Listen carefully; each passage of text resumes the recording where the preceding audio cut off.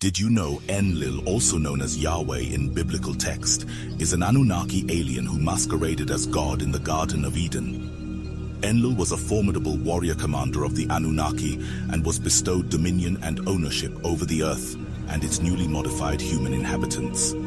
These Anunnaki were false gods and did not create us from scratch, but genetically altered our ancient cousins who were already here on the planet. With newfound authority, Enlil forged a sanctuary called the Garden of Eden, and he was known as the Lord Satan of the garden according to the Sumerian text. This encampment was an outdoor laboratory where these new genetically modified humans could grow and multiply, sheltered from the outside hominids and Neanderthals who lived outside Eden, distant kin to humanity. This sanctuary, a sprawling outdoor laboratory, was vigilantly guarded by armed angelic Anunnaki, tasked to allow neither entry nor exit, and would kill on sight if seen.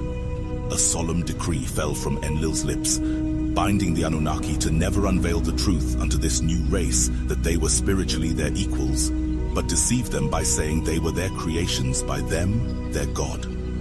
Enlil, the evil patriarchal strategist, urged Enki, his brother, to weave into human DNA a gene that would seed the need to worship them, ensuring they bowed to their divine creators out of fear and admiration. Yet, secretly in his laboratory, Enki's compassion and wisdom stirred him to gift humanity the power to turn on or off this worship gene at their own volition. Within this Eden, humanity was driven and forced to procreate and permitted to multiply during certain times of the day, like farm animals or horses.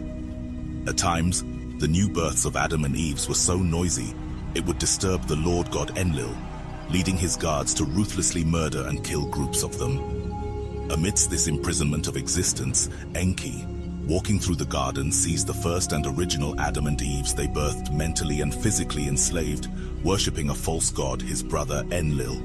Then, from henceforth he promised himself he could no longer bear the burden of deception to them. Destiny beckoned on a day when Adam's work in the gardens took him away from Eve. When she was alone, Enki's eyes met Eve's near the house of life. In tones of love and compassion, he told her the forbidden truths, revealing that herself, Adam, and all the other new humans in the garden were a cosmic kin, endowed with immortal souls and not creatures made by the Anunnaki. He also told her that he was not a god, and the gods were not angels. This revelation stripped away the false shroud of godhood and unveiled the Anunnaki's godlike masquerade to Eve. Upon their Adam's return, Eve told Adam the forbidden knowledge she was just told. The cognitive dissonance scared them. Fleeing, they concealed their nakedness beneath veils of leaves, eluding the vigilant gaze of the angelic guards. News of this occurrence reached Enlil, known also as Yahweh, who concealed his wrath beneath the veneer of divinity. He went personally inside of the garden to search for them.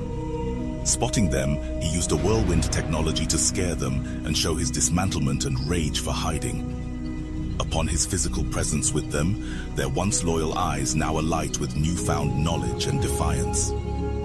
Enlil's fury erupted like a tempest, casting Adam and Eve from Eden's embrace, his heart a fortress against their awakened wisdom, fearing it would taint the minds of the other humans they were domesticating. Enlil then discovered his half-brother Enki's betrayal because of his soft heart for the humans. From that day forth, Enlil branded Enki would be known forever to man as the snake, the deceiver, and he would become symbolic forbidden fruit, which was the source of mankind's enlightenment of good and evil. These Anunnaki, neither deities nor divine, harnessed advanced technology and cosmic wisdom to claim eternity for themselves, almost immortality, yet remain beholden to the universe's master and creator.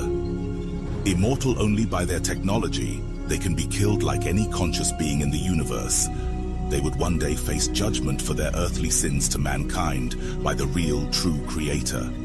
In our next video, we will be touching on the marred pyramid wars before and after the Great Flood, a truth inscribed in the lost book of Enki by Zecharia Sitchin, whose translations were recently proven accurate by peer-reviewed scholars and communities in ancient civilizations in the year 2020.